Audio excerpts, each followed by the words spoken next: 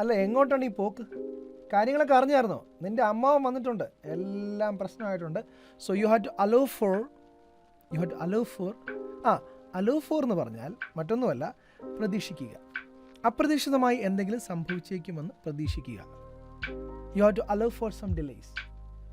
കുറച്ച് താമസം ഉണ്ടാവുമെന്ന് കരുതി വേണം പോകാൻ. കൊടയെടുത്തോ, മഴ വരാൻ സാധ്യതയുണ്ട്.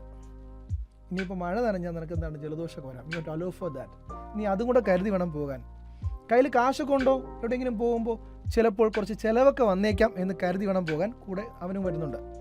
U have to allow for. അവനുമായിട്ടല്ലേ നിൻ്റെ സഹവാസം, രണ്ട് കിട്ടാൻ നിനക്ക് സാധ്യത ഉണ്ട്. You have to allow for.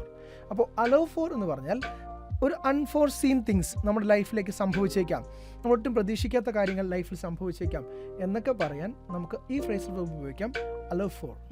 You need to allow for traffic jams when you are travelling in rush hour. കുറച്ച് തിരക്ക് പിടിച്ചുള്ള സമയത്തൊക്കെ യാത്ര ചെയ്യുമ്പോൾ കുറച്ച് ട്രാഫിക്കൊക്കെ പ്രതീക്ഷിച്ച് വേണം പോകാൻ.